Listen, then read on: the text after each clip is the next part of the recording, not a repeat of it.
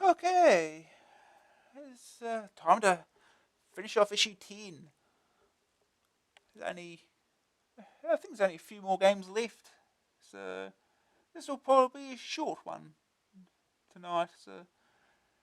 But we've got a couple of reviews here first.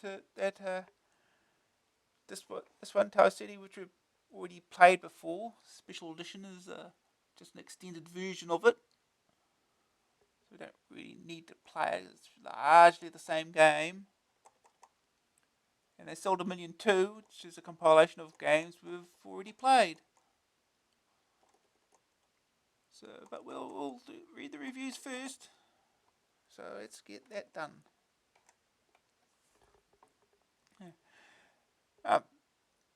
Tower City Special Edition, $14.95 disc only. Joystick with keys or keys. This epic space game is now out as an improved disc version. Which looks promising since the cassette version was reviewed in our April issue. There's no real change to the gameplay, but the presentation and detail within the game has been considerably extended. The basic task is the same as that of the cassette version, namely to stop a deserted planet's robot defense systems by shutting down its main reactor. To do this, you have to collect rods from cities on the planet and put them together before inserting them into the reactor core. The rods are found in reactor substations, which can be docked within your skimmer spacecraft. This spends its time skimming the planet's surface from city to city, blasting robot defenses and trying to stay alive. There are other buildings that you can dock with, including a new addition to this version, the libraries. Ooh, libraries. Libraries are found in all cities and contain time vaults which are opened by solving a puzzle. Inside are various objects that may help your mission, like super missiles, extra shields, radiation suits, and a single jump drive. Libraries can also provide plenty of useful information. Their databanks can give details on many of the features and background to the game. An identification chart helps you recognize all the planet features, and a city map reveals the location of all the buildings. The city map reveals another new feature in the game, the outposts. These are areas of each city that can only be reached using a single jump drive, and which contain some nasty surprises in the form of hordes of robots. Other areas in which the game has been improved are the graphics for the interiors of the buildings, the presentation of menus, the instructions at the start of the game, and additional buildings and features like volcanoes and more robots. The disc version certainly improves a good deal on the cassette and makes a great game even better. Worth a look even if you've got the cassette version already. Second opinion. The original is a great game, but the extras here give it a whole new depth. The delay during disc access can get on your nerves, but it's a small price to pay. In return, you get libraries to consult, time vaults full of goodies, it is, and suicidal odds at the nastier outposts. Well worth the extra cash. Green screen view. As before, the infrared screen option is hard to use, but otherwise the game's fine. Good news! Excellent graphics and menu handling. Tough combat action even against even more craft. Very difficult long-term task. Puzzling and strategy adds something extra. Nice additional features like libraries and outposts. Bad news, not very impressive sound. Graphics 91, Sonics 20, grab factor 90, staying power 92, overall rating 91%. So yeah, they still like the game. Alright, onto the compilation now. They sold 1,000,000. The Hit Squad. The Hit Squad know when they're onto a good thing. So here's the second compilation of bestsellers. This time coming from Ocean, US Gold, Ultimate, and Scion. Once again, it's tremendous value for money, but it is more than a little disappointing that products like this are coming out when the Amstrad market still hasn't got together a charity product like for Off the Hook, Soft Aid, or any other worthy causes. The individual rating for each game may differ from the original rating, reflecting the improving standards of Amstrad software since they were first reviewed. Bruce Lee, 85%. This martial arts and platform game was reviewed in issue 2, where it got a rave. It involves the legendary kung fu hero in a 20-screen battle against an evil wizard who has set many nasty traps for you to negotiate. Not only do you face plenty of tricky hazards, but 2 vicious oriental opponents as well. The screens are connected up in various ways that reveal themselves as Bruce collects magic lanterns. These remove doors, open holes in the floor, reverse lifts, and so on to allow further progress. Some hazards have to be avoided by good timing and jumping, while the 2 adversaries, Yamo and Ninja, its original name there, Ninja, have to be avoided or fought. If Bruce makes it all the way, he has the pleasure of seeing the wizard explode. There are some very pretty screens and plenty of non-stop action that still make this an excellent game. Match point, 71%. A very tough tennis simulation that's harder to beat than Ivan Lendl.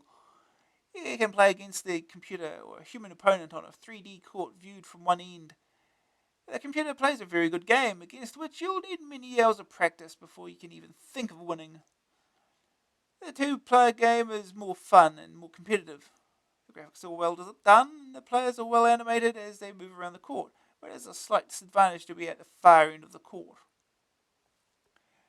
Match Day, 81%. Another fine sports simulation, this time set on the football field. It's played on a scrolling pitch with a goal at either end, on which you battle a computer team or another player, either in one-off games or a full cup competition. It has all the features you'd expect, heading, throw-ins, goal kicks and corners, and plenty of options for changing colours, match length and skill. The computer opponent isn't too hard to beat, but it's best played as a 2-player game where exciting contests can develop with plenty of passing, dribbling and scoring. The graphic clash when players overlap is unfortunate, but obviously doesn't affect the gameplay. Night Law, 86%. That's a bit down from the 96. It wasn't 96, 94? 95%, I think, in issue 1. The now aging Ultimate Classic still stands up well to comparison with more recent efforts. Its graphics are very colourless by today's standards, but the puzzle solving and gameplay have lost none of their addiction and lasting challenge. It isn't quite so impressive because of more recent games like Batman and Get Dexter, but it would still get a rave even today. The game takes place in a 128-room castle, from which objects have to be recovered by solving various puzzles, and then taken to a wizard's cauldron. It's a very tough game, with plenty of hazards and action. A grand old game that is surviving the test of time. Second Opinion. Once again, a compilation of classics rescued from oblivion by those awfully wealthy Hit Squad people. Good value for money it may be, but original it isn't. If you haven't got any of the games, and don't mind the sporting slant, they're certainly worth buying, but they are showing the age. Good news! 2 great sports simulation, 1 classic arcade adventure, 1 great combination of platform and combat game. Great value for money. Ideal buy if you haven't got any of the titles. Bad news, compilations don't speed the production of more original titles. We still don't have a compilation for charity for the Amstrad. Right. Now, the first game we get to play. Classic Invaders. Gee, I wonder what this is going to be like. By Bubble Bus. $2.99 cassette, $9.95 disc. Ooh, yeah, budget disc game. Joystick all keys. It's hard to believe, I know.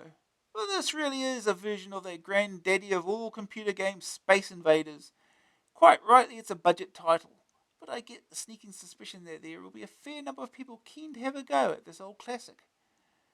For those who have been living in a Tibetan monastery for the last few years and don't know what Invaders is, I'll give a quick summary.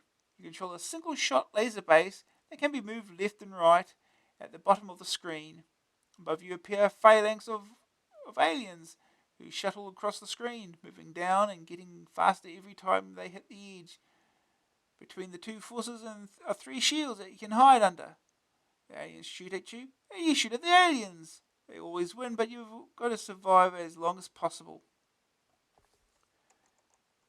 To destroy one wave, another materializes slower and faster than before. The only other thing that appears is a spaceship that whizzes across the top of the screen and can be shot for a bonus score. That's all there is to it, but even today, it will still get the adrenaline pumping and needs good reflexes. The graphics are much more colourful than the original, with some nice aliens and explosions. There are also some jolly little musical bursts thrown in, and a high score table that you can save for posterity. No praise at all for originality, but if you're looking for nostalgia or a classic mindless blast, then you might want to shell out the few pennies for it. Green screen view. Perfect. Absolutely perfect. Second opinion. Amazing, isn't it? You really wouldn't think anyone would have the nerve to produce this game. Ah well, human nature never ceases to be miraculous and unfathomable. The game? Well, it's a reasonable version. Slick almost. But that's no excuse. Good news. Nice nostalgia trip. A very colourful and fast version. Hasn't lost much of the addictiveness over the years. Bad news. Appallingly unoriginal. Most mindless of games. Even £3 seems a bit much. Graphics 44, Sonics 53, grab factor 57, staying power 39, overall rating 48%. Ah, now we actually get to play game.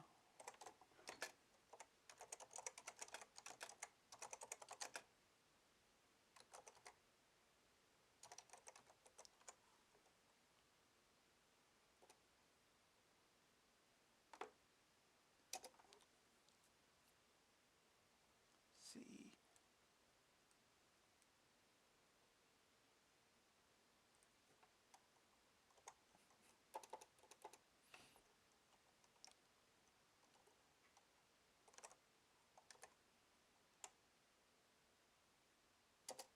Try that.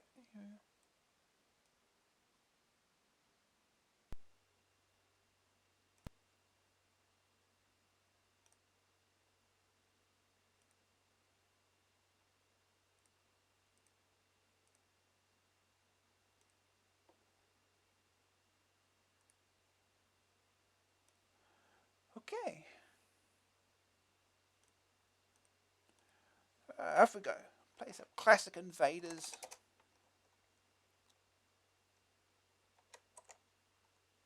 It's one of these, is it? Apparently it is. Classic Invaders. No, he's a dude. Hey, we've got the Bubble Bus logo. See, cute and everything. It's a keyboard. And load or save the. Oh, you can see a dude some more. So music.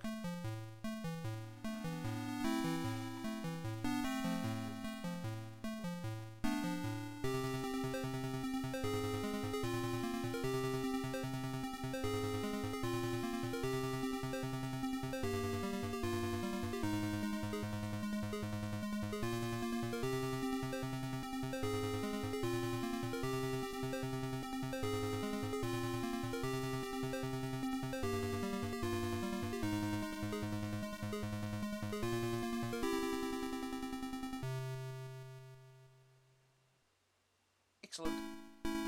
These are Killer Kings. Oh, one joystick.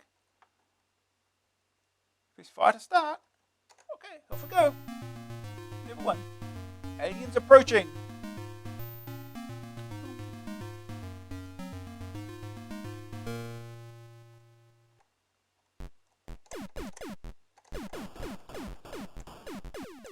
Oh.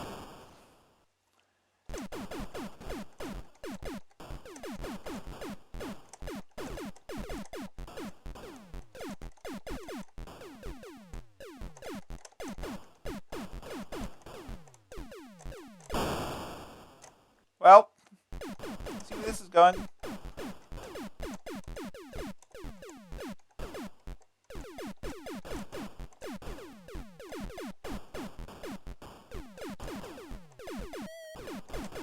Oh, jeez. Oh! Oh, boy. Scored 7,712.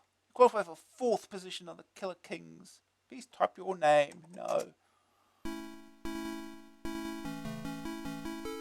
I don't know where the 12 points came from. Let's try again.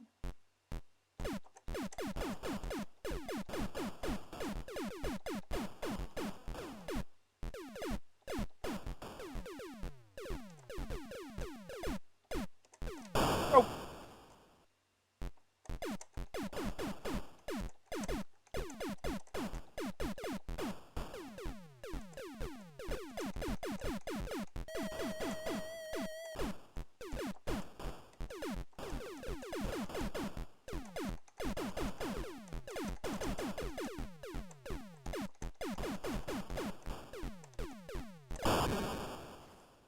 Damn it.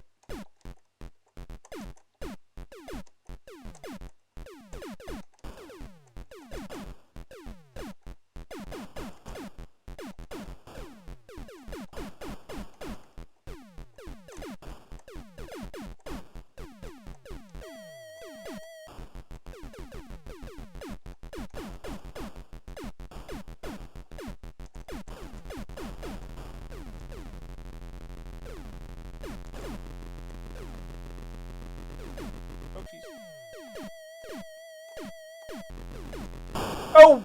The last one got me. Wonderful. Where did 11 come from? 12,611.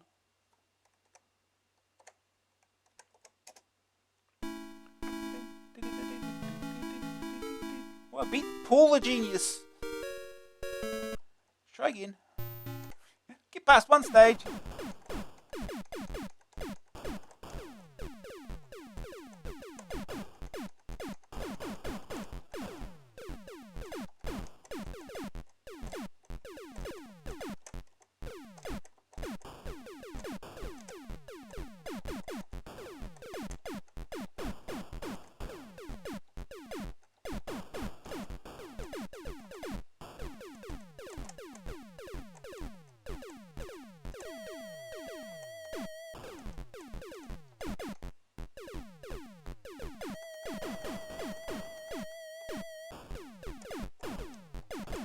Oh!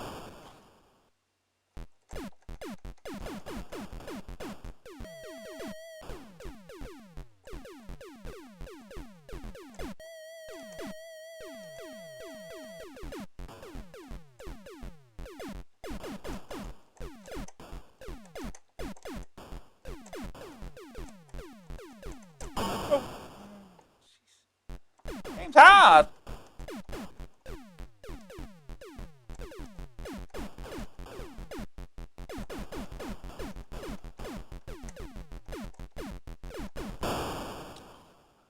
I can finish the stage. I'm sure I did in practice. 7,701. I don't know where he's getting these extra score from.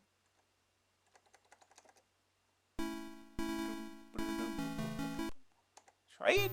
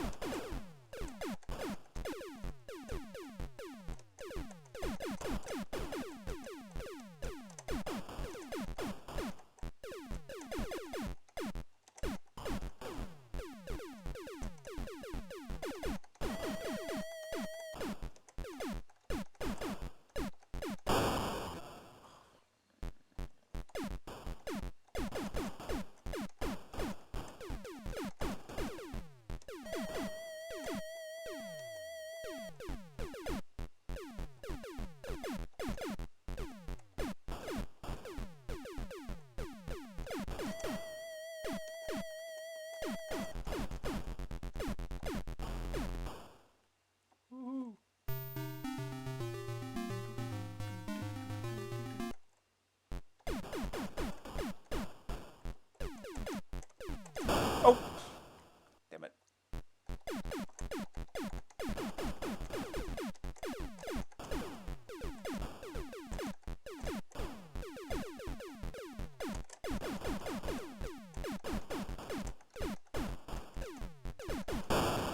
Ah, damn it. 15,121. Can't enter nothing, huh? Game only entered nothing.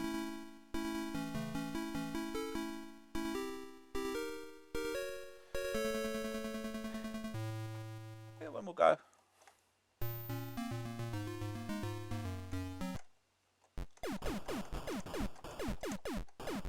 Oh! Oh, I can quit. It's got quit function.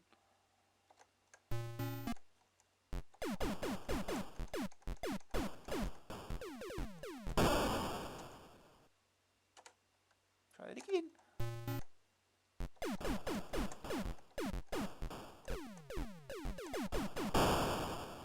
Damn it, this game's hard. Try it again.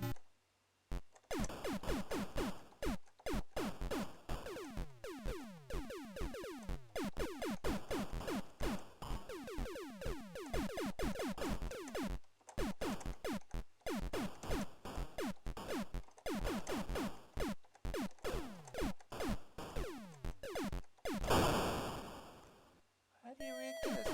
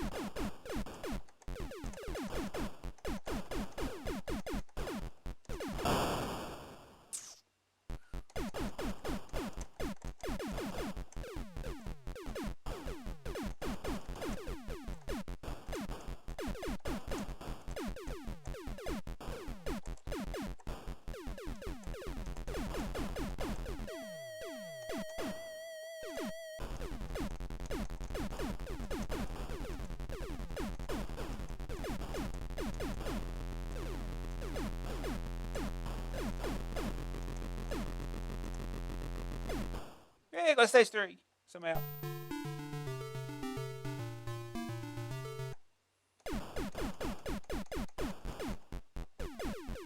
Fast. Oh, how do you react to that?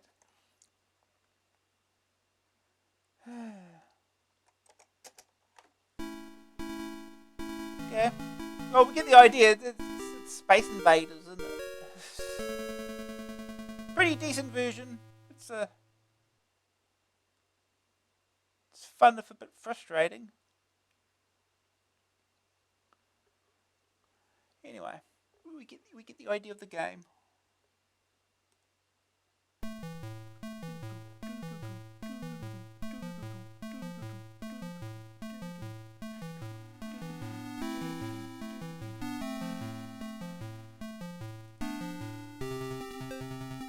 Okay, we'll move on to the next game.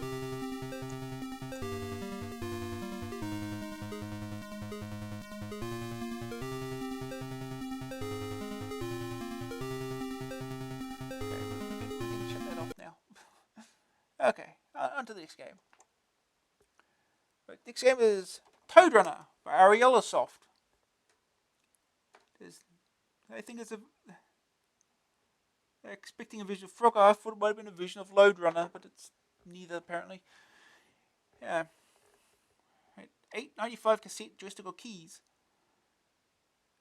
Okay. It's hard to believe it from the title, but this is an arcade adventure and not a vision of Frogger. It may seem odd that the main character, played by you, is a toad. But then it seems only natural when you're trying to rescue a princess. Perhaps he'll turn into a prince at the end. Don't you just love a happy ending? The game is set in a funny sort of landscape filled with odd-looking plants, weird monsters, and strange building structures. The toad has to slime, a horrible sound effect, his way around the screen. With his bulbous belly bouncing up and down. To start with the game, the area is quite limited. To escape into a wider arena, you've got to crack some very tough problems. Toad has 4 pockets, odd things for an amphibian to have, in which he can carry the many objects found in the game. An object in the 4th pocket can be used under the right circumstances. For instance, an axe can be waved around to try to hit something. On each screen, a bug appears which drains old Toadie's energy when it touches him. Other screens have larger monsters, which may also drain his energy, but are more likely to kill him outright if they run into him, while following a movement pattern. These patterns usually guard a screen exit, so the monster has to be removed before you can get through. Getting rid of monsters is a major part of the game, and to do it, you'll need to have the right object. An axe obviously comes in handy. The only problem is finding out which monsters to use it on. Trial and error is what's needed most of the time, and this will cost you an awful lot of lives in games early on. Another source of death and frustration at the start are the triple exits. This is where there are 3 parallel exits from a screen, but 2 result in the end of the game. A scenery feature indicates which is a safe route, but this has to be learnt by trial and error. This has to be learnt by trial and error. It's standard for different screens and will drive you up the wall until you've worked it out. This game's got 2-second... Oh no, it's just a different game. I was wondering why there's 2-second opinions. Never mind. A later frustration is a thief who appears on screen after a while and maliciously swaps objects around from locations you've visited. Once you've worked out his behaviour, he shouldn't be too tough to cope with, though. The game's main problem is that, to start with, there are too many difficult problems. There are the triple exits, many deaths, and restarted games through trial and error, and some obscure puzzles that need many frustrating games to crack. A much more friendly opening would have been appreciated, because there's quite a good game size and many things to do. The game also suffers from annoying practical problems in picking up objects, using them, and in movement, which further damage first impressions. The graphics are quite pleasant, featuring some of nicely drawn monsters, although many locations look quite bare. The sound is disappointing, with the incessant squelching noise of the toad guaranteed to get on your nerves. A game that has quite a few tough problems, and plenty to keep you going, but they will probably have lost its audience long before they get to most of them. Green screen view. I thought this one might look okay in green, but I was wrong. It's horrid and some features are quite difficult to see. Second opinion. Revolting graphics and wretched sound ought to be enough for any game, but the gameplay beats them both. The use of objects is largely irrational, and those triple exits are criminally stupid. If you really work at it, there is more to this game than meets the eye, but nowhere near enough to be worth the effort. Good news! Many locations and objects to find, some tough problems to work out. Bad news! Triple exits are infuriating at first and take some while to work out. Picking up objects can be difficult. One mistake can end a game. Very annoying. Relies mostly on trial and error. at first, giving a bad first impression. Graphics 48, Sonics 21, grab factor 18, staying power 56, overall rating 30%. Alright, let's get on with the game then.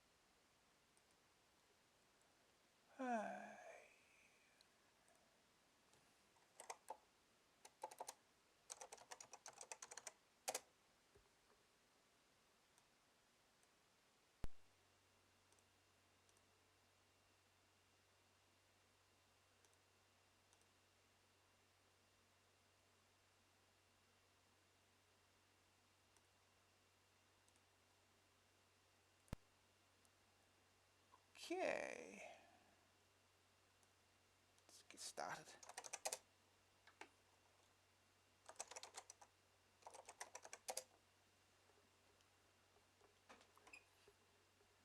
Alright, this is a Spanish version. Oh, there's a good face on the title screen. That's what your frog looks like. Toad or whatever. Yeah, this is a Spanish version.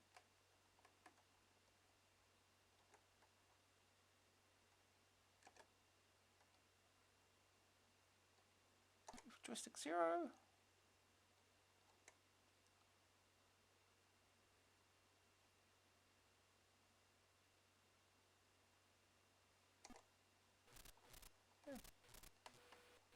Well, here he is.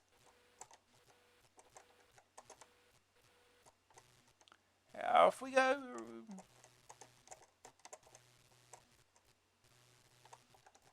Not an item apparently.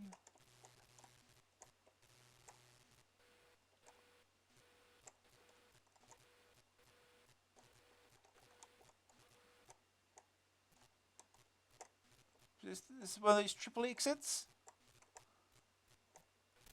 Yes, that's one of them. One of them triple exits. Oh, yeah, game's over. So the middle one was the correct one, right? No, it changes! Oh no. That's, yeah.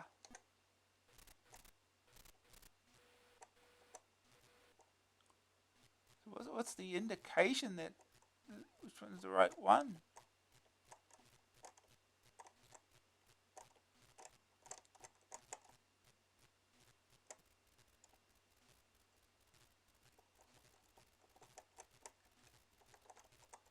Can I not pick the thing up?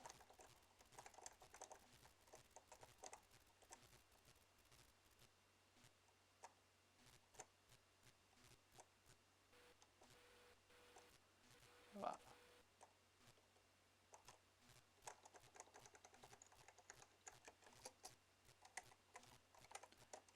I think I'll try one. Yeah.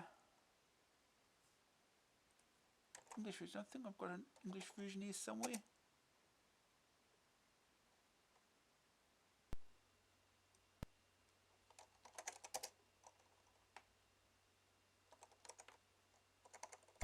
With the bar CPM, this one.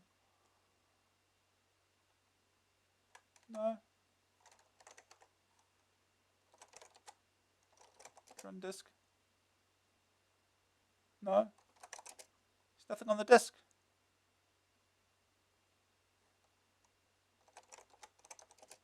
No. No.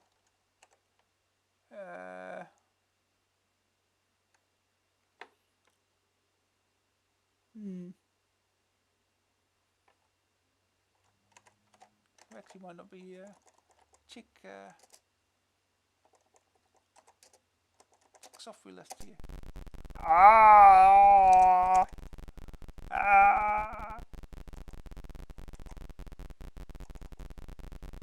Try a cracked version.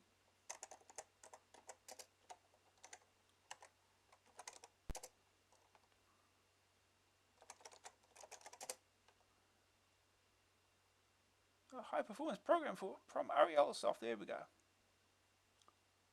She do it again.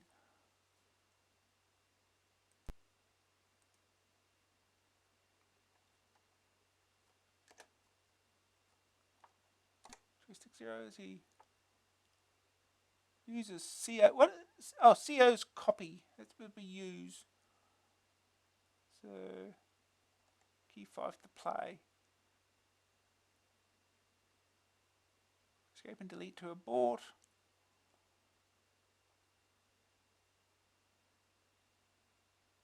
So I presume there'll be fire on the joystick then.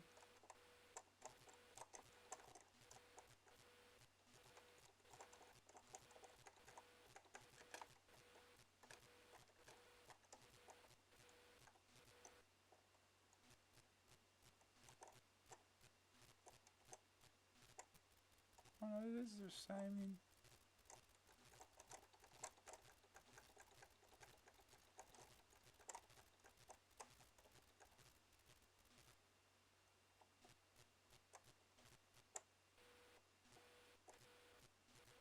So how do I pick up objects in? Doesn't I've set these inputs right. Because they're working before. So yeah.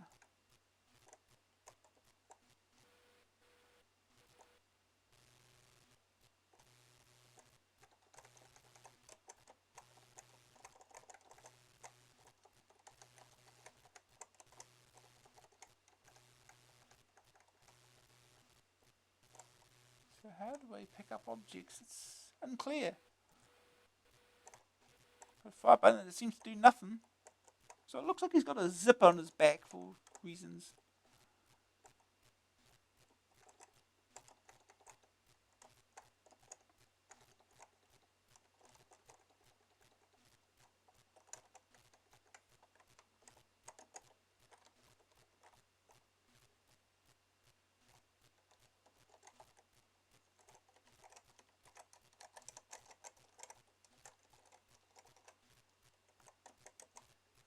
Okay, I'm pausing this. We've got to look up the manual. There's got to be some way to pick things up.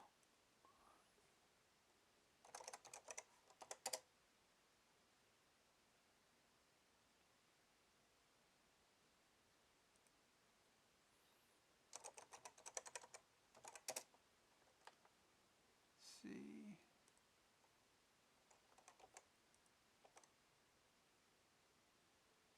Oh, good. It's in English. We have instructions in English. It's a start.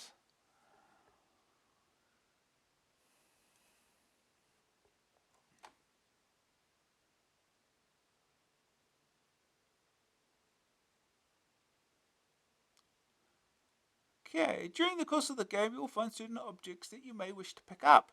This can be done by placing the object in your pocket. You have only 4 pockets, and therefore can only carry 4 objects. Quite a lot, seeing that you are but a small amphibian. To burden yourself with an object, simply position your player next to it and press the number 1 to 4 above the keyboard. It corresponds to the pocket you wish the item to be placed in. To cast aside an object, simply press the number of the pocket you wish to relieve. Some of the items may be used rather than carried around and repositioned. Only the item in pocket 4 may be used. It is done by pressing the fire button or whichever key has been selected for use. Gotcha. Okay.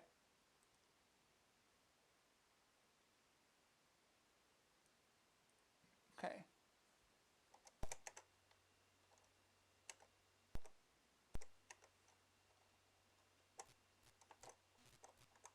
So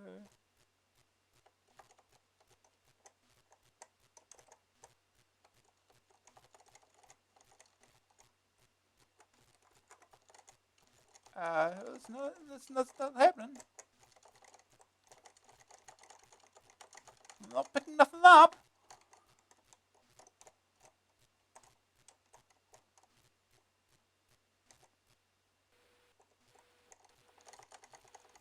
it up.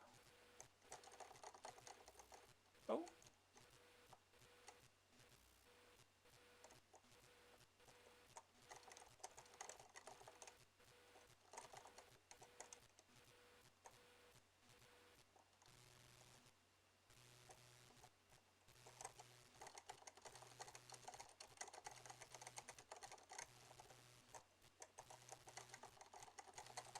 It's not picking you up. These buttons are defined. I'm sure they're by default.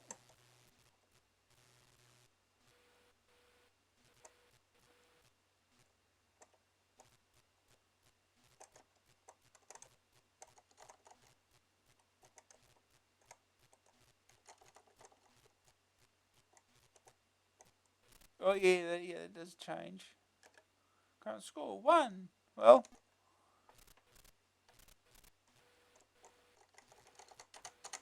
pick shit up.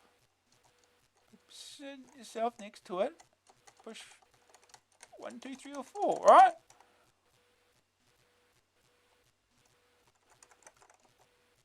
It's not the keypad keys either.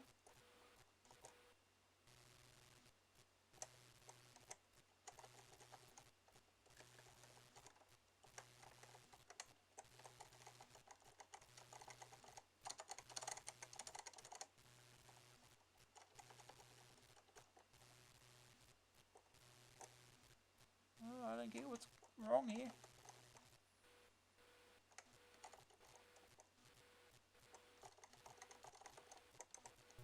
Oh! You picked that up.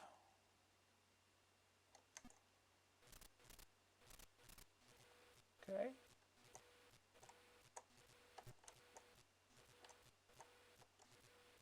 So that can be picked up then.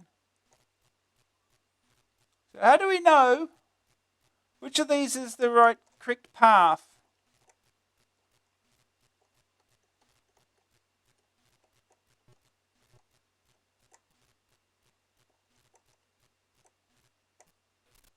Wasn't that one this time? Okay, you're supposed to know. It's supposed to be some indication, but no.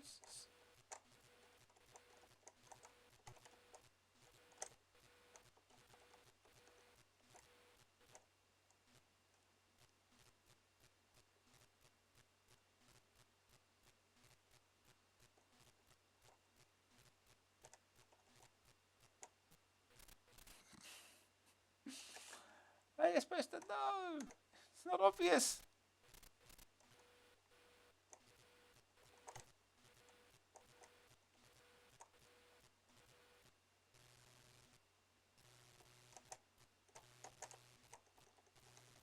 It's not something you can pick up.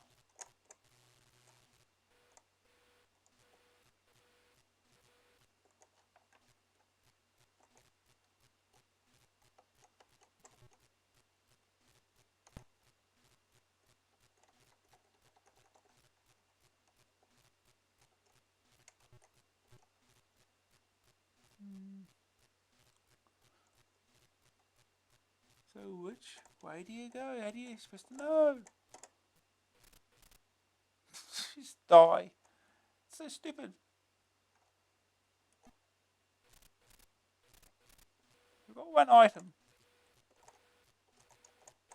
Face it. Well, this can go in here now. Is this an item? Apparently. It'll be precise too, apparently. Oh, this is another one of them triple exits.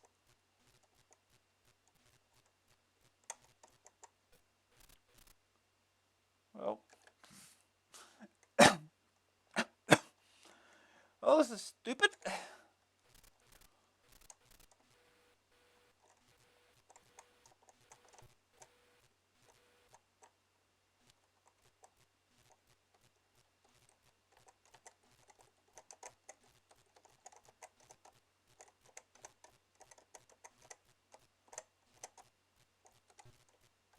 You've got to be precise to pick it up.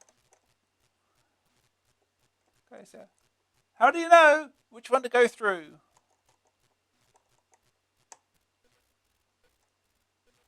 Ooh, here's your axe. Here you go. We can use our axe.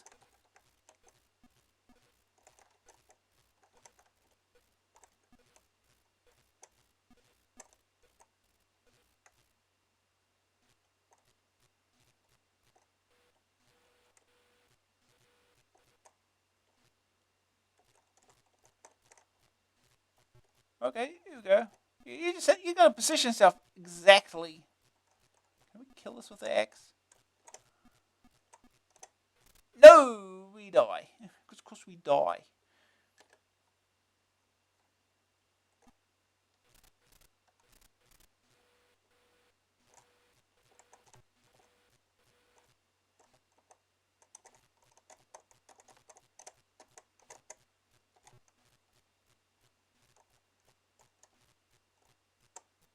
Oh, it was in the middle of this time. Oh, jeez.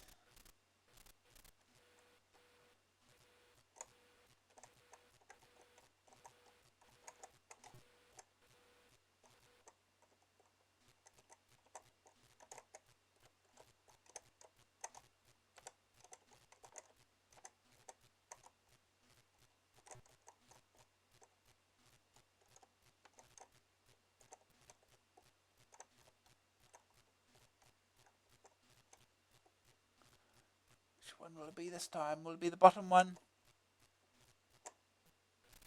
Who's the top one? You're supposed to know. There's some indication. It's certainly not obvious.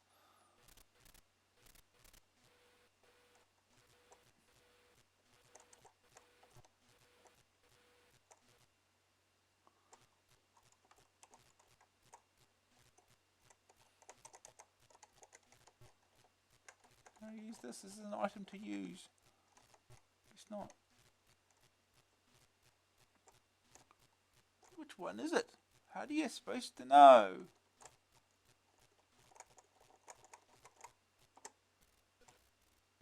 We were lucky this time.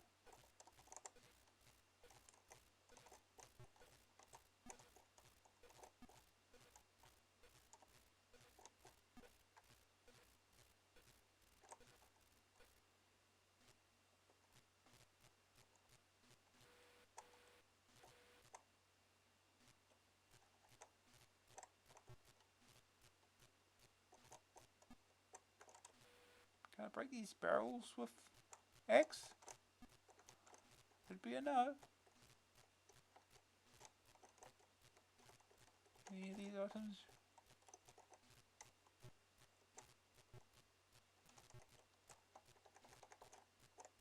No.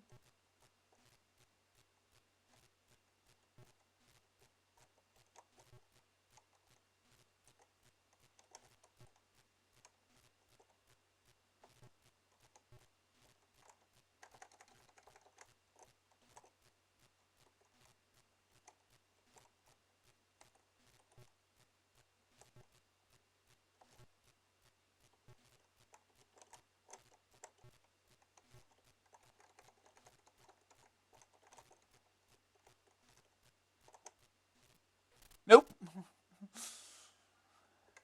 Yeah. That's a lot of trial and error to try to figure things out. It's, yeah.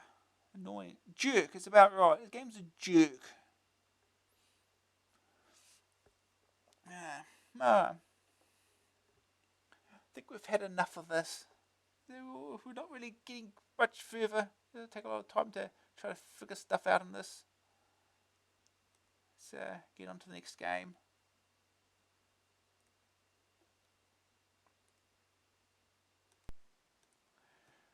Alright, next game. I think it's the last one of this is the last one of the issue.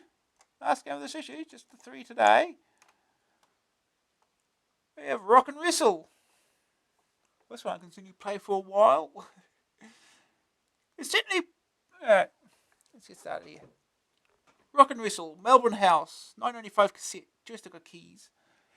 There's certainly plenty to wrestle in this latest in the line of combat games, but there's absolutely no rock at all. The wrestling is very different from previous attempts at combat games because it has a large variety of moves and takes place in 3D. Those aren't just advertising claims to hype the game, but whether they make a good game is another matter. The action all takes place in one wrestling ring, where you can either take on the world's top 10 wrestlers as Gorgeous Greg, or you can battle with another player to see who can inflict the most bruises. The aim is fairly simple: to pin your opponent to the canvas for a count of 3. Achieving it is a lot tougher because there are over 20 moves that can be performed, and the computer opponents are quite skillful in their use of them. Against a computer, you have to battle past the 10 opponents, most of whom are insulting racial stereotypes, in the same vein as those in Frank Bruno's boxing. Or Punch Out, in other words, if you like. Each one has to be pinned to the floor within a 3-minute time limit without letting them pin you, otherwise you lose the bout. A win takes you on to face a new opponent, who is more skillful and powerful, until you finally challenge the world champion. The screen shows the ring, with a crowd around it, and at the bottom of the screen are strength gauges for the two wrestlers. These don't determine the result of a bout, but they do affect the wrestler's ability and recovery in some moves. Most tussles are opened with a bit of softening up by both men using kicks, lifted knees, and forearm jolts. The next step is for one of the fighters to grab the other, and from then on there are many different moves that can be performed. Most of these depend on whether you grab the man from the front, side, or back, and at first can be difficult to string together successfully. The confusing thing about most of the moves is the 3D nature of the game.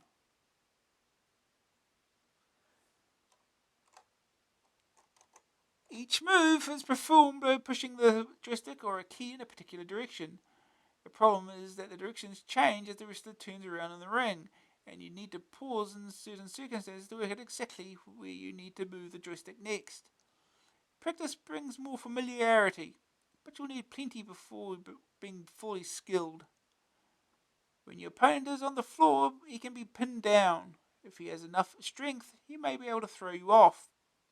This depends on how much strength he has left.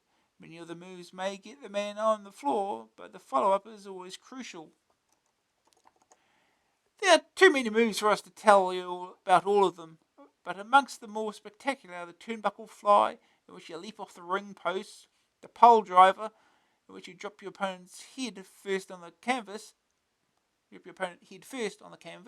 and the aeroplane spin, in which you whiz your opponent around before slamming him to the floor.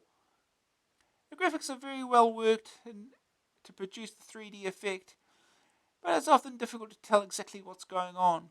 Not only is there a lack of rock, but what sound there is hopeless.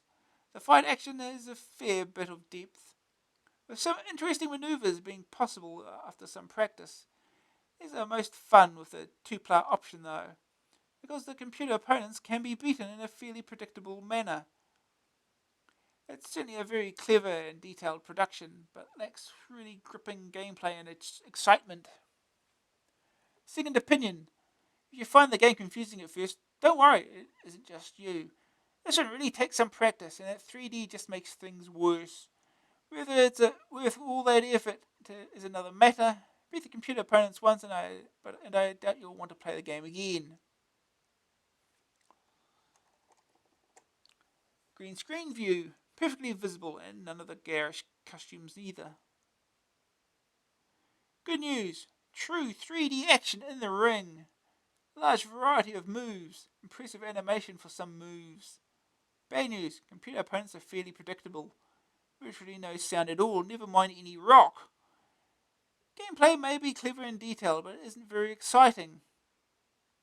Graphics 62, Sonics 8, Grab Factor 64, Staying Power 54, overall ratings 58%.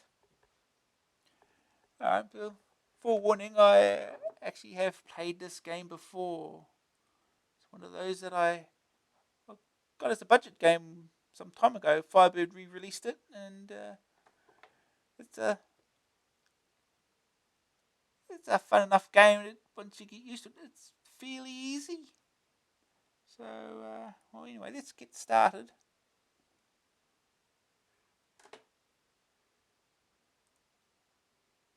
Get ready here.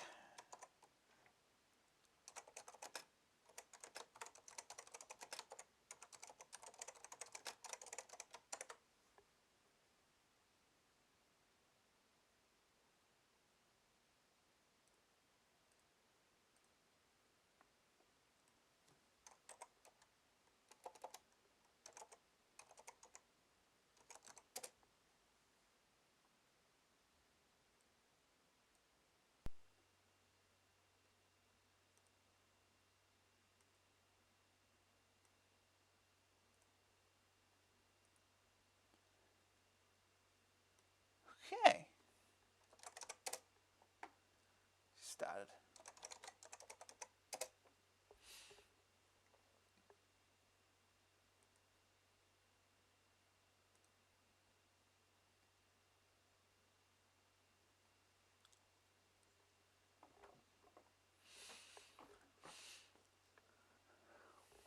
It is the game. Where's a suplex? Alright, let's start here. Grab forward. There we go. Grab on the side and... Oops. Jump cut the wrong direction.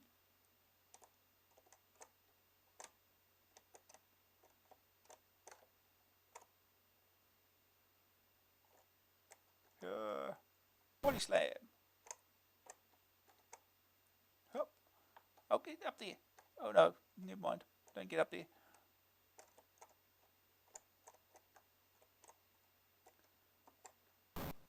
Missed.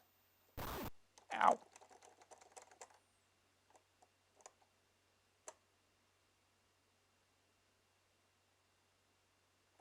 He's a pole driver.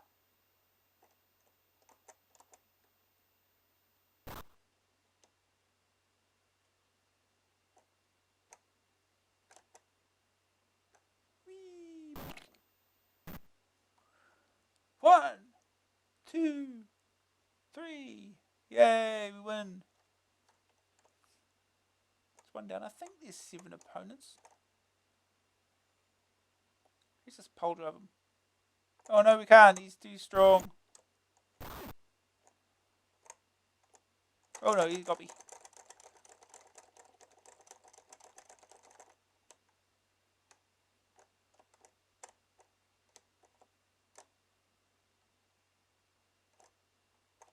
You're playing speed.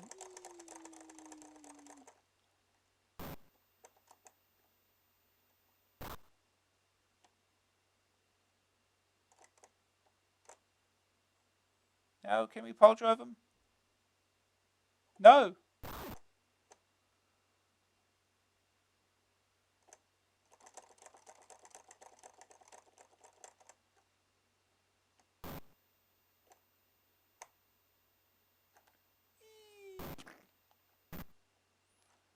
One, 2, 3. Whee. Next stage. Oh.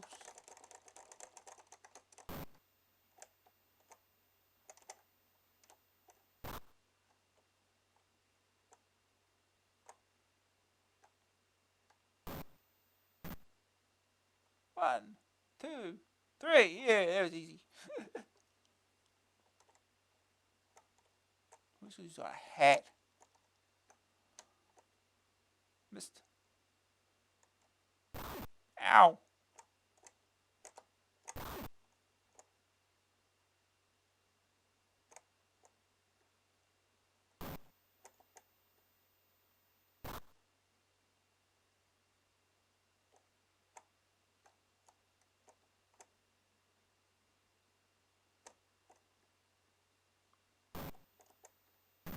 Okay, pin him then.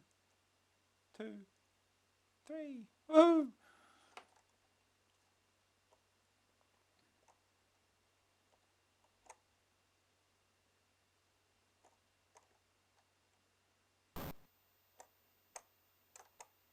Yep. Hoop. 1, 2, 3. Oh, that's how that worked.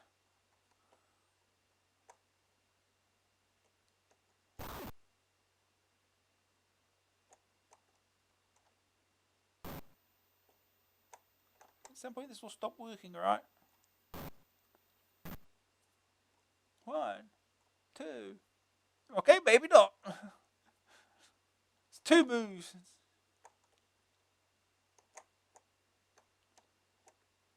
Missed. Oh no.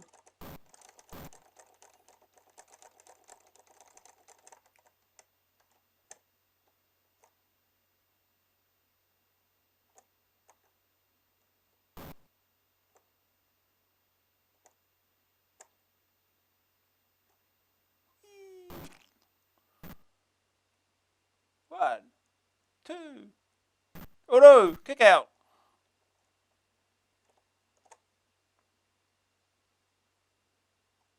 Pole driver work? No. Uh-oh. Oh no. What? Hoo-hoo.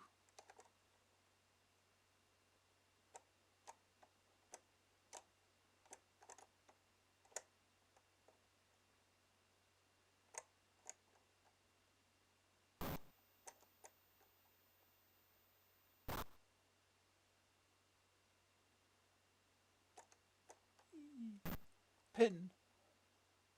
1, 2, 3. Yay! I think this is the last guy.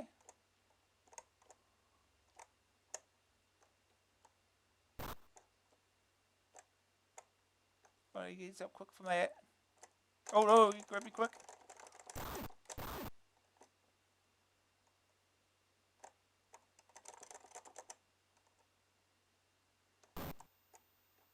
That's not what I wanted to do. Whatever.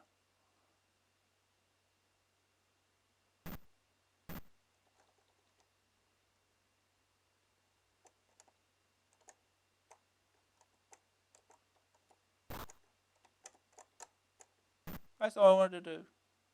This is not what I wanted to do.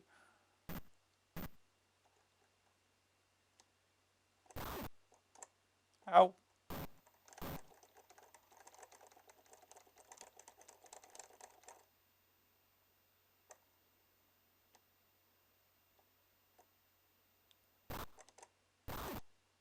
Now you give him a trap here. Just do that. Kick him. Stun him. Just do that. Oh, never mind.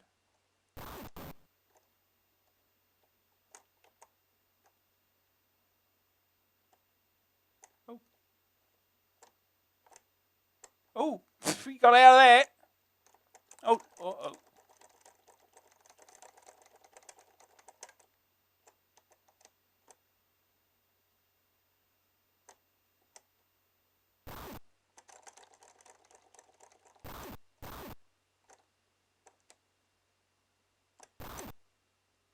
Headbutt. Headbutt. Headbutt.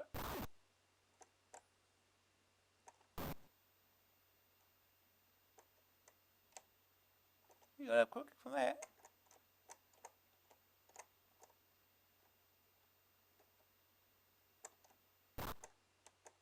Let's pin him. Got no energy left. He won't kick out. Here we go. Oh no, we've got another enemy here. I think this might be the last guy.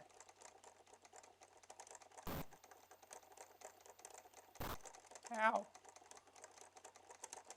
Get up, get up, get up! Oh, did you...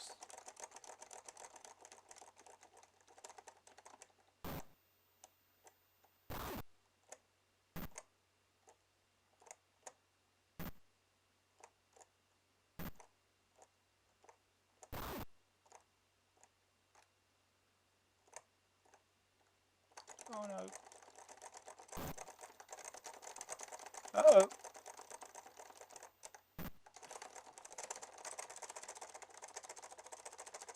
Oh no, we lost. Damn it. I want to finish a loop. Try that again, shall we? Try again.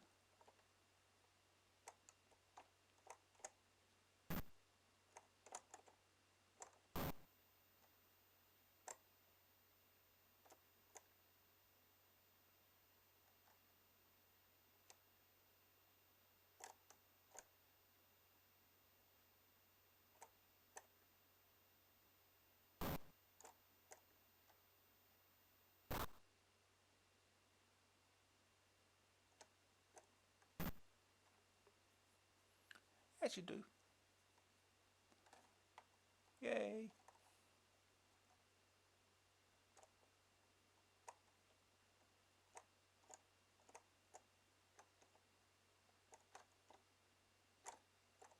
I know what happened there. Ow.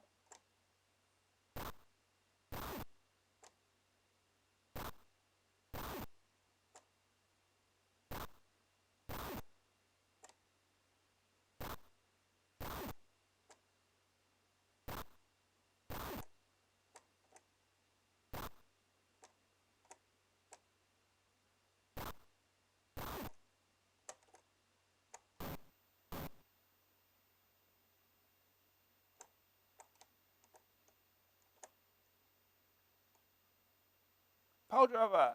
Ugh. Hanging up from that. There's a pin in fuel, that's fine.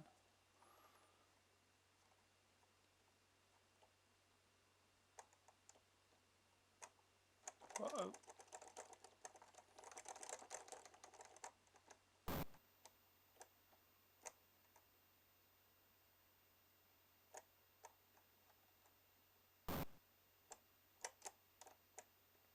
Okay, that's not going to work. Never mind, it works. Sure, one body slam, he dead.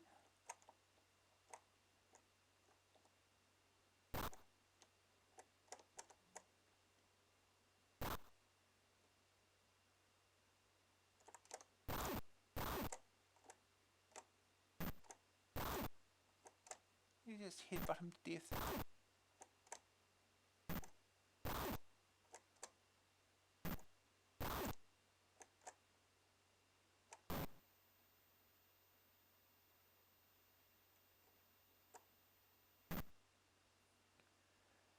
Okay.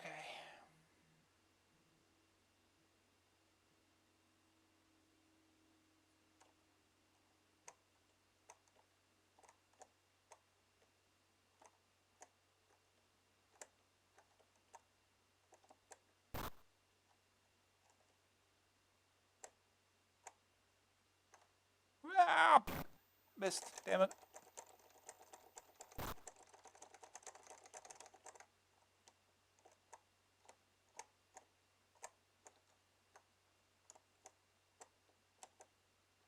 Missed.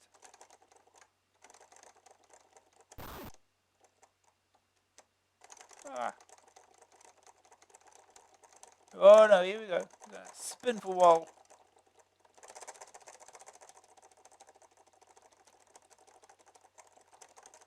Oh, he's going fast.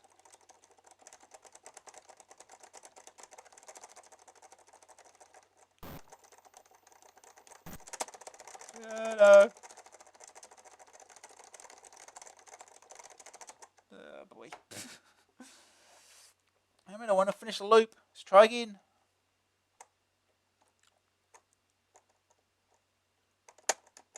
Oh, god damn it.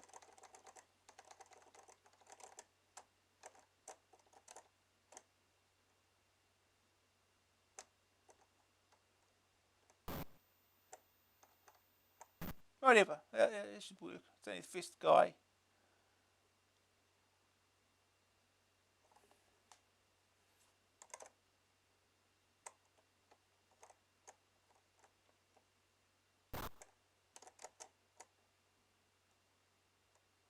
Missed, huh?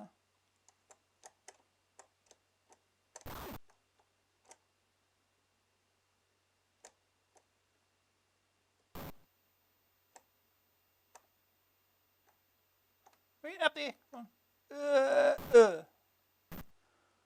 Jeez.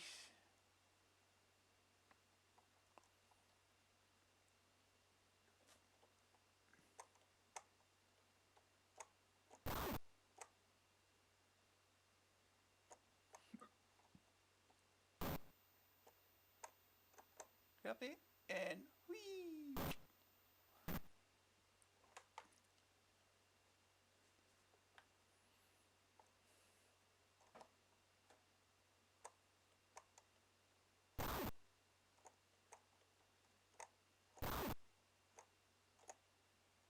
Oh. Good.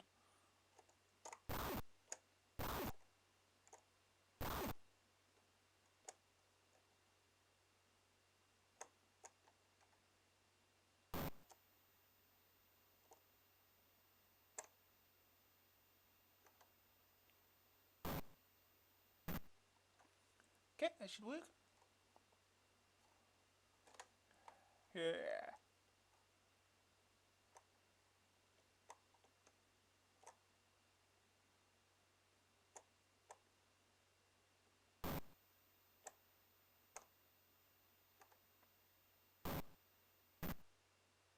One, two, three. Oh, that was a quick count. Quick count.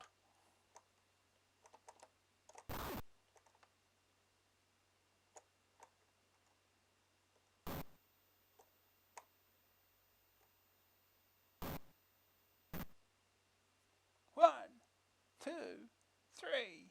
Yay. 13 seconds. Easy.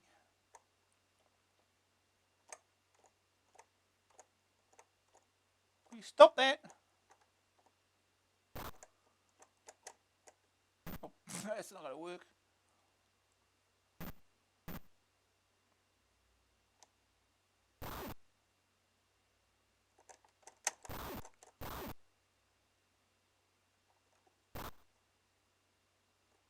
Okay, you gotta stop that now. This is not fair.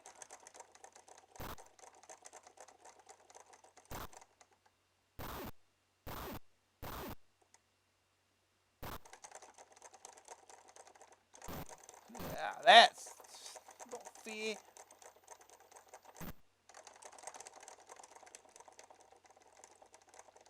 God damn it. Try again.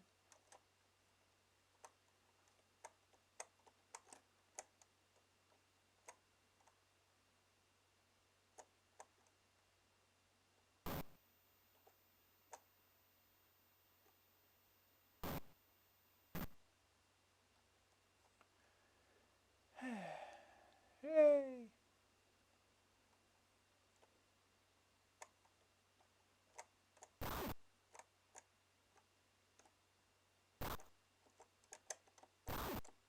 I'll just do this. This is drain as easy forever. This is the easy, simple way of doing it.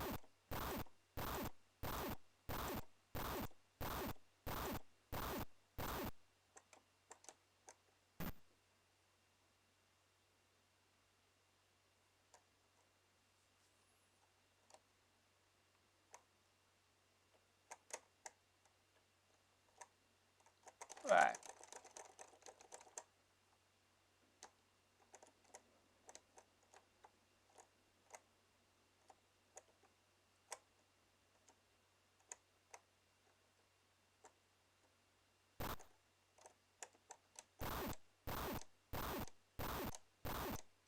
Kick them in the feet until I submit.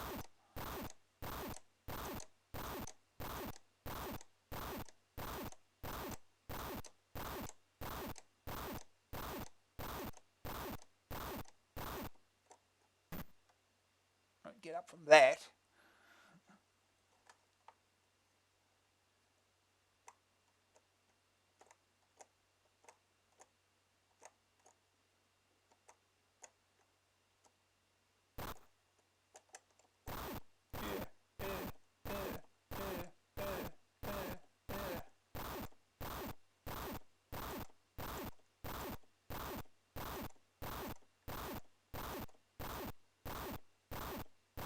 The boring, stupid way of playing the game.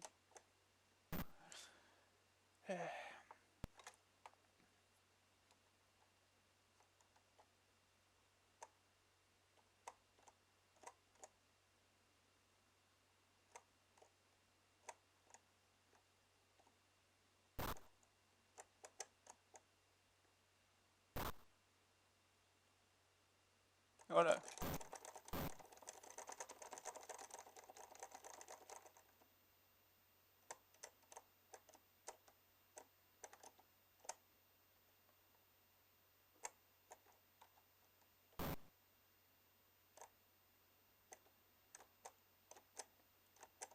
Oh, never mind. Oh no.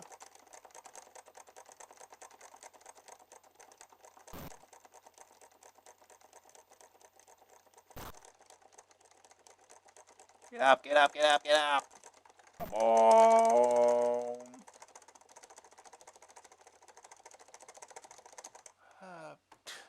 just stick with kicking him on the floor. Try again. Let's try again.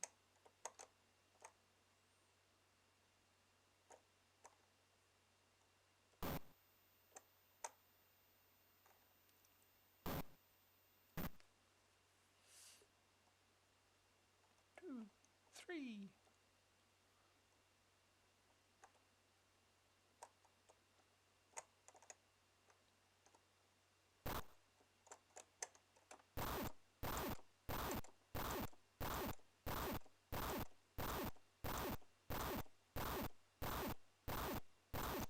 Yeah, that'll be enough. No, it's not.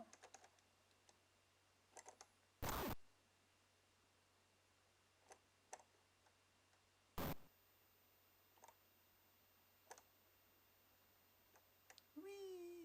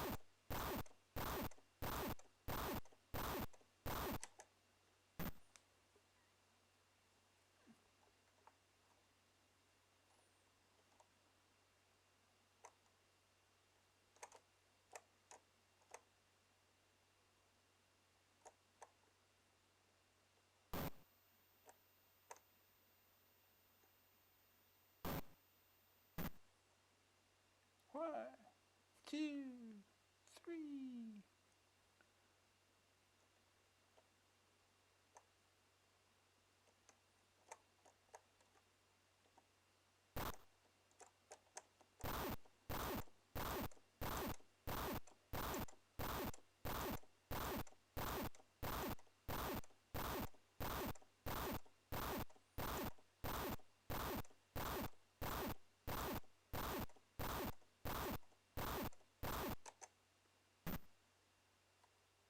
One, two, three. Here we go.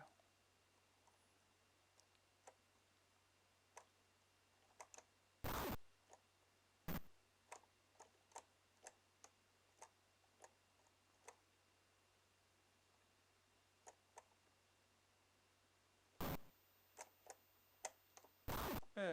Kick him in the armpit. Gracefully. Kick him in the armpit.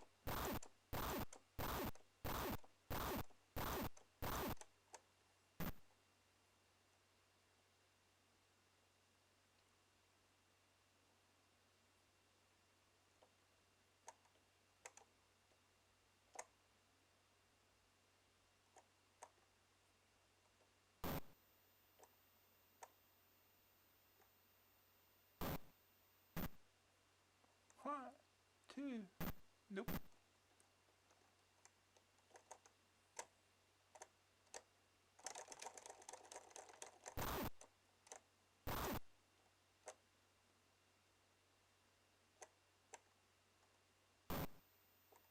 Okay, that'll do. Pin him. Two, three.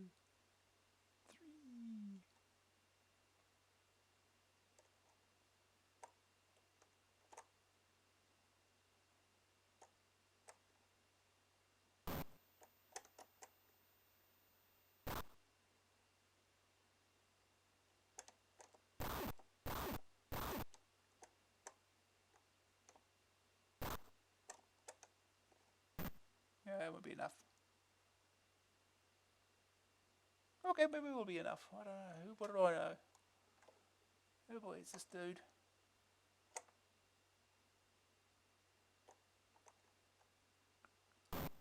We just kick him in the head until he's dead, buggies.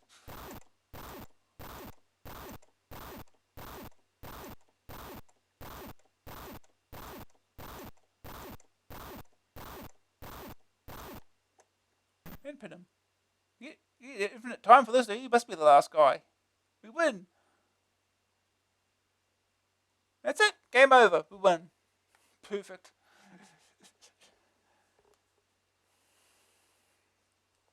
Yeah, that's all the opponents. I think it was 8. 8, I think. Anyway, we can go back to the magazine. I think that's the last game in the magazine, so we'll read the rest of the magazine.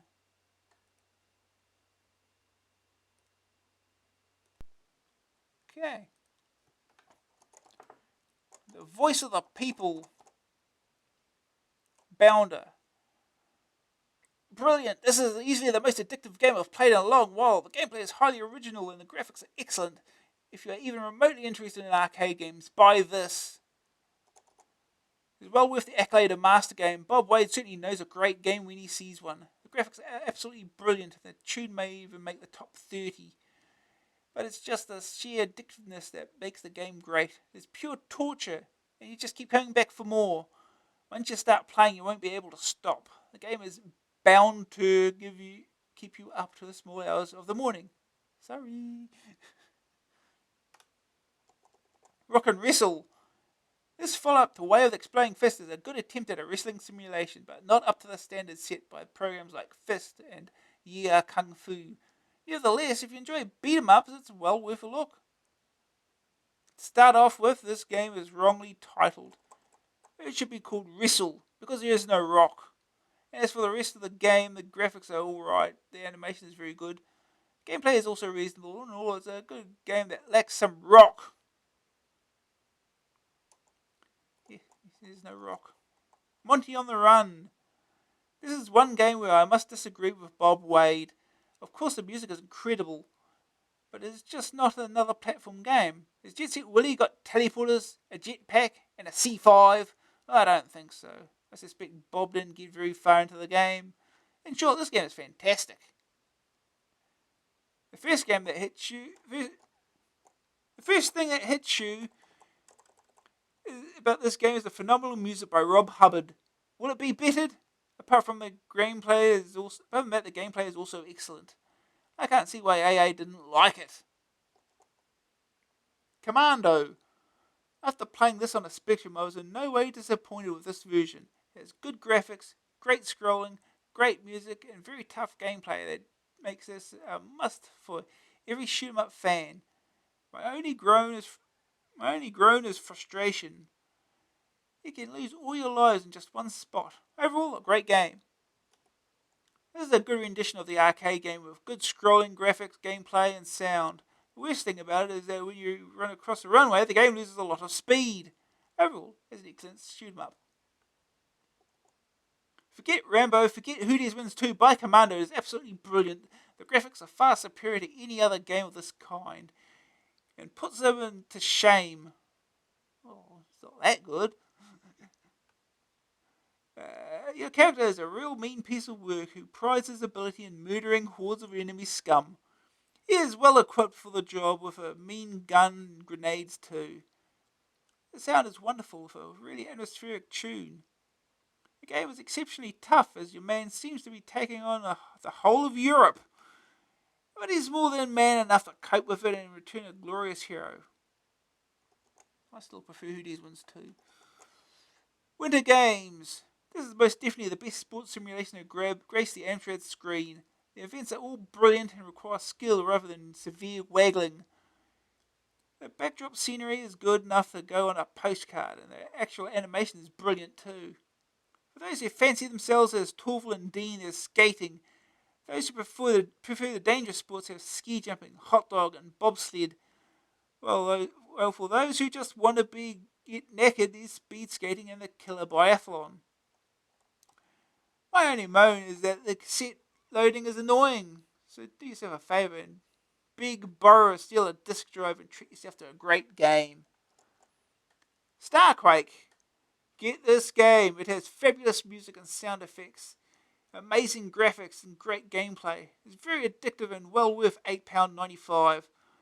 I would willingly sell my Amstrad to buy this game. It is ace. But then how do you play it if you sell your Amstrad? It's stupid. Batman. This game looks like another Ultimate clone, but that is as far as the similarities go. Batman is extremely easy to get into, and you'll keep coming back for more. Colour is used brilliantly, so much better than in one or two colour Ultimate game. The tune, too, is a good rendition of the Batman theme. Although the game is very easy to get into, some of the puzzles are really clever. But with a little experimentation, you should be able to start to save Gotham City. I must admit I haven't got very far, but I'm certainly going to keep on trying. It's that sort of game with real challenge. I do have one quibble. Where's Robin? This game really is good. Great graphics and great colour and marvellous animation. The gameplay is also great, just the right difficulty. The only thing wrong is the totally naff music.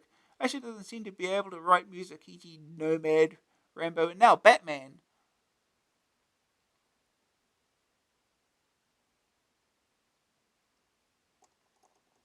Harvey Headbanger. This is sideways.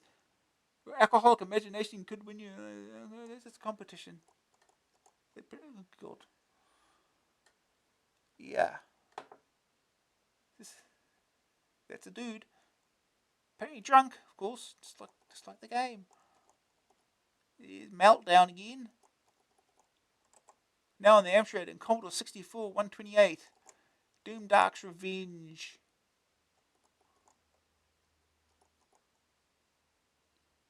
Featuring a special audio cassette with the full story of Doom Dark's Revenge. There's a pilgrim. The Price of Magic. Price is right, Pilgs. Yeah. It's another more text adventures. Sea-based Delta. Anything else there? Robin of Sherlock. This inevitable spoof. Robin finds himself confronted with a dead Dr. Watson, a chastity-belted Marion, and Hearn the Hunter gone haywire in the fried squirrel bar. There's also an exploding friar, Gorbachev, a railway network that bears uneasy resemblance to the one in Sherlock, and a series of Sherwood Forest graphics that look depressingly and often hilariously familiar. Oh, well.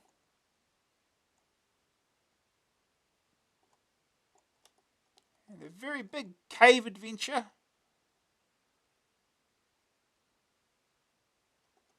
And The Lost Furious Part 2. Budget price even. Core. QOR. It's supposed to mean something.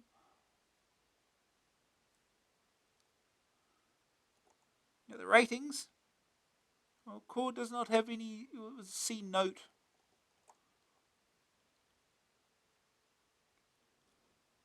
They haven't fixed the price for the game. Adventurers are growing steadily more choosy these days. If you get big games going, yeah. So no price, so it's no score. I guess I don't know.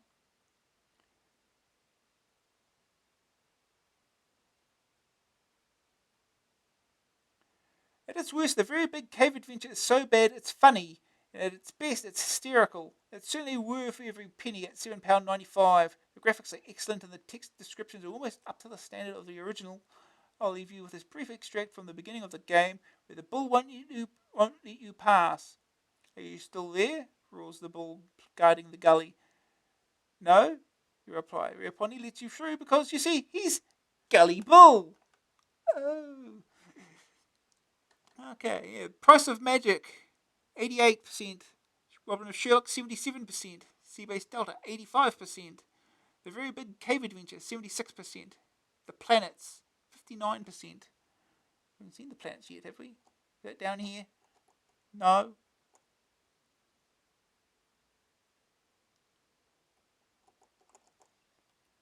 Ocean, world publisher of computer software, offers you a great chance to key into success.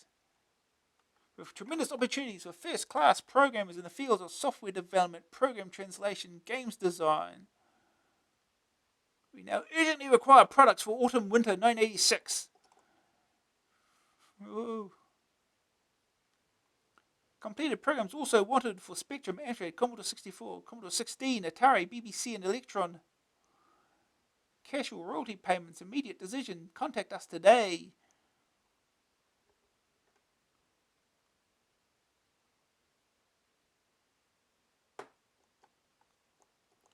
You know, like type-ins. If you own a 464 and can't afford a disk drive, we'll give you an extra cassette speed you've been looking for. There you go. 3000 baud speed. Yeah.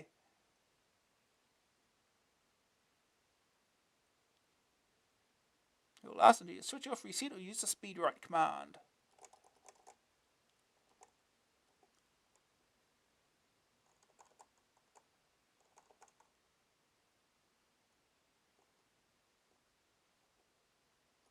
Blitter. And maybe bought you 3 stunning graphics demos programs which wrung that little bit extra out of Arnold. We thought they pushed the old CPC hardware about as far as it could go, but Paul Bond of St. Helens proved us wrong. His type-in Blitter mimics a demo program Commodore used to show off the enormously expensive Amiga personal computer. The demo is of a huge red and white football, bouncing and spinning at the same time against a grid background, and it takes real power to do that properly. With Paul's program, Arnold can match computers nearly 10 times more expensive. Not bad for 3K of basic. And the perfect demo to put you in the mood for the World Cup. It doesn't really, it just changes the start address for the CITC. Make it look like it's moving around. Once it's drawn, it's not really doing much at all. Absolute beginners. Yeah, learn how to use basic. Straight line.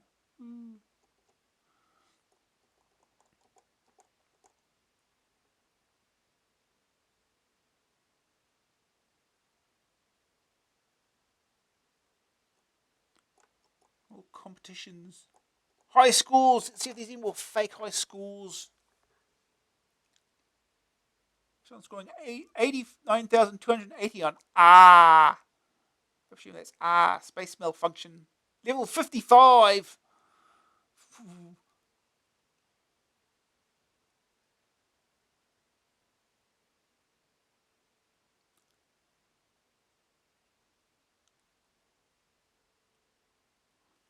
Beachhead 121,300, 124,300, 124,300 by Rick, and 124,200. Pretty close those are. It's like that's some sort of maximum or something. Bombjack 449,800. I'm pretty sure I scored more than that when I played that last week. What was it, 700,000 I got or something? Bounder 202,600.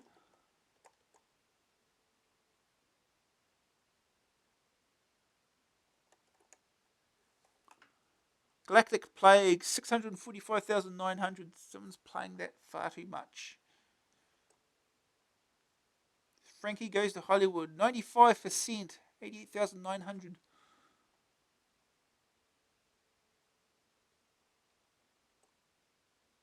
Chucky Egg 5,081,080, level 358. Some people play this way too much. Well, they've got lots of time on their hands. Bruce Lee, score for destroying Wizard once. 65,950. Yeah, sounds about right for one loop. Game loops forever though. Defend or Die 4,340,000. Again, some people play it way too long.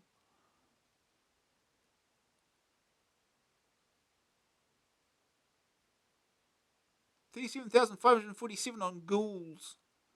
How does he even play that game? Dynamite Dan 3,000. Pretty decent.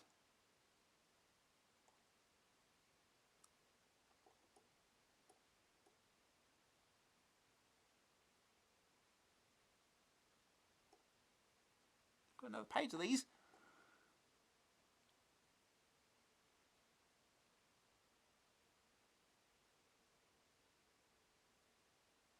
Punchy 1,130,320. Raid 3,119,050. I wonder if that's good. I have no idea. Rock and Wrestle 200,300. Yeah, well, considering you got infinite time on the last stage, you could probably do some leeching there.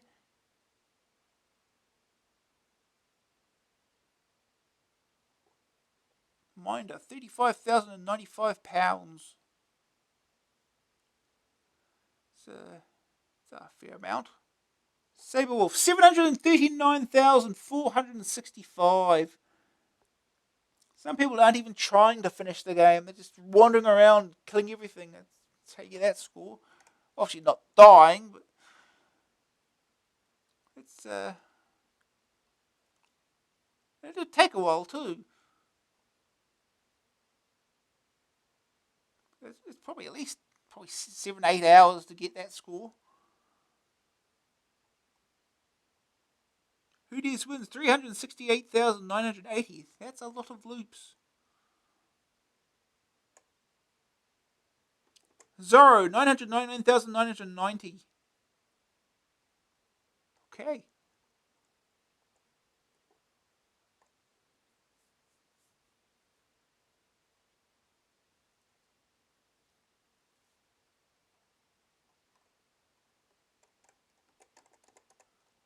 July challenge.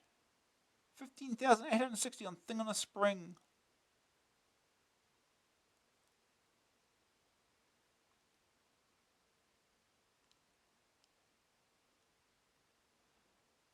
Score challenge. 15,860 on Thing on a Spring by Andrew Barrett. Challenger and reason. Stephen Dinsdale. He used the cheat mode. I was there. He's my mate. Well, was. Oh dear. Things happening. Let's get Dexter.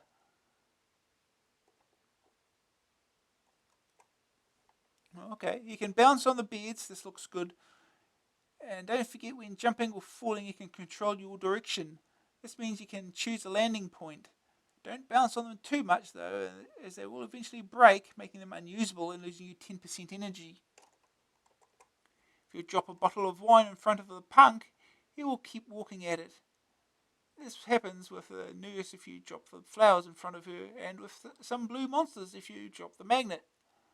Blue monsters can also be frozen for a period by dropping the red saucers. Don't waste them because they are especially useful in the scientist's room.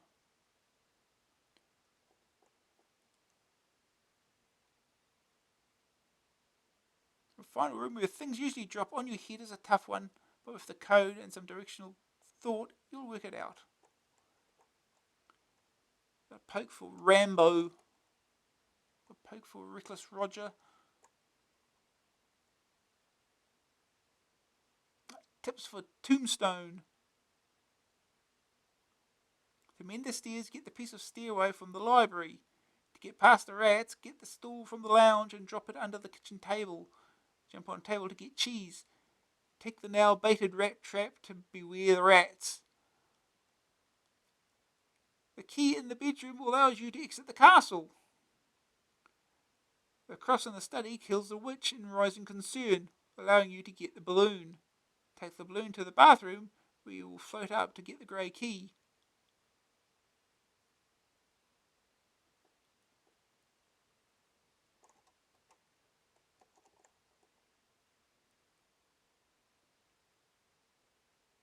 Hoodies wins too. Hoodies run like heck, zigzagging like Billy-O. He sees Tomb for evading the flak to the blockhouse. Run right inside, turn around and start fighting. Oh yeah, I remember that little tip. Yeah, just run into the into the house and that all the enemies, most of the enemies run out of, and you just shoot outwards. It's a lot safer. Just remember that.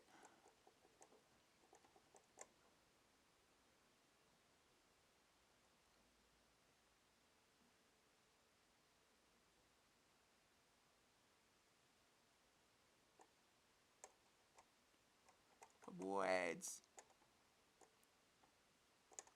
Oh, more pokes.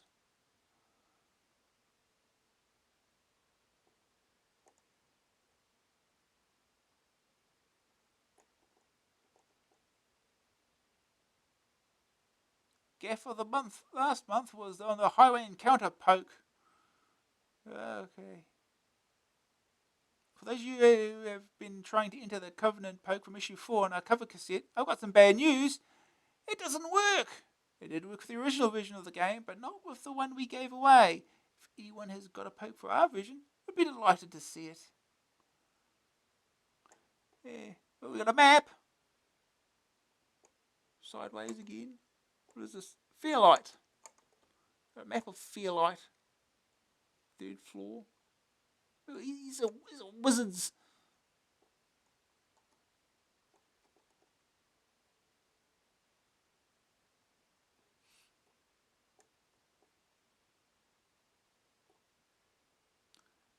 Yep. It's a map. Another map.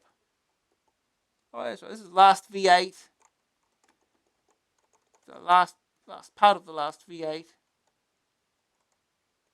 It's pretty simple world once you remember. You just gotta remember it. That's all. And it's Batman. Spindizzy map. 3-page playing guide. Here we go. Oh, yeah. This is on an angle. Because whatever.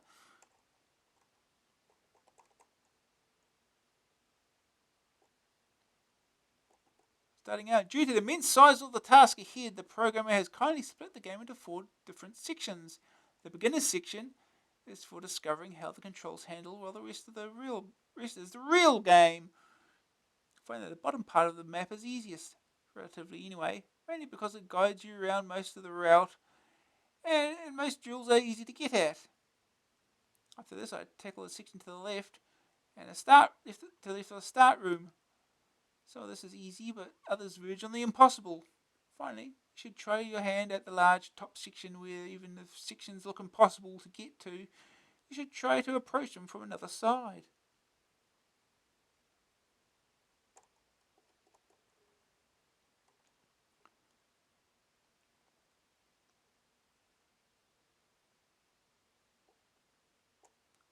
Mermaid Madness. Have you ever seen an arcade adventure in which the hero has to drink stout? Oh my. Well, we'll just skip past that one. More spin dizzy. I don't much care for the keyboard controller, and in the way of a joystick, ones with suckers on the base are very useful. This is so that you can have a spare hand to operate the spacebar. The joystick needs gentle manipulation rather than heaving around, and if you can get through the wiggly bits just beneath the start, you're well on the way. The fire button accelerates Gerald faster than normal, like a turbo cutting in, and comes into its own on steep slopes and jumps. Usually on a slope pushing up, it will make you sit still, but by pressing fire you can progress up at a fair rate. The spacebar acts as a halt on frictional surfaces, but will cost you a lot of time while you're using it. And on very steep slopes, even this won't stop you sliding down. The word Spindizzy. Once up on the letter, just go for all the switches, and it should be fairly straightforward. A warning though, one bit is really nasty, so try to avoid Gerald making like a lemming.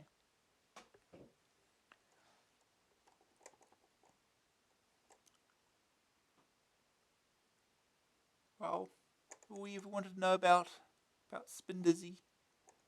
Buy your software from your armchair.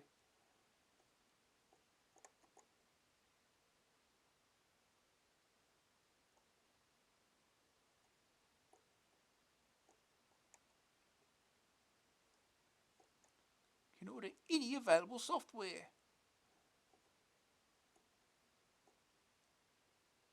Special offers.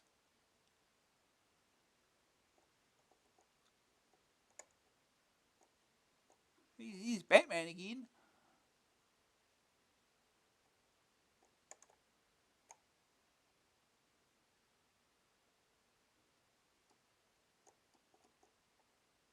These are Reader's Charts. With serious software, Number one is the graphic adventure creator. And the AMX mouse, which again is it's not software, it's hardware. It's a mouse. Easy Amsword, Mini Office 2, Mini Office, pretty equally used. Tazword, Discovery, Transmat, Electric Studio Light Pen. Again, that's not software. And the Quill, I'm sure includes software, but it's a light pen. The games top 20 of Elite, Get Dexter, Spin Dizzy, Who Dares Wins 2, Yeah Kung Fu, Sorcery Plus, Spellbound, Highway Encounter, Batman, The Covenant, Rambo, Tau City, Sorcery, Tornado Low Level, 3D Grand Prix, Suivo's World, Marsport, Starion, still hanging around, Thing on the Spring, and Commando.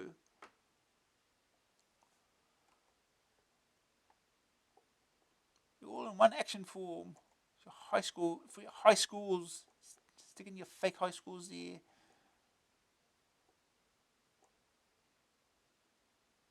Alien Highway Encounter 2. She recalls the epic highway encounter.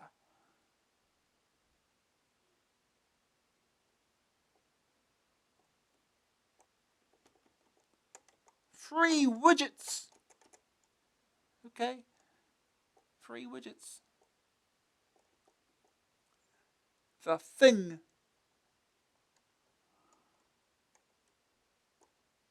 Comic Speed King.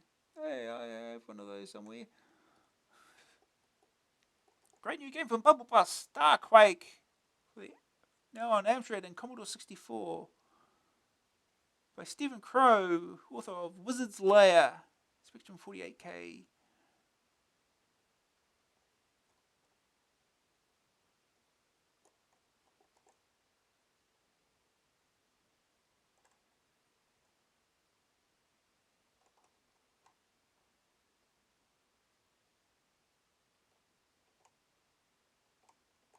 Nodes of Yesod.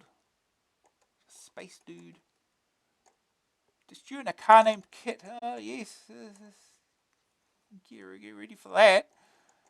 Ultimate driving team from Ocean.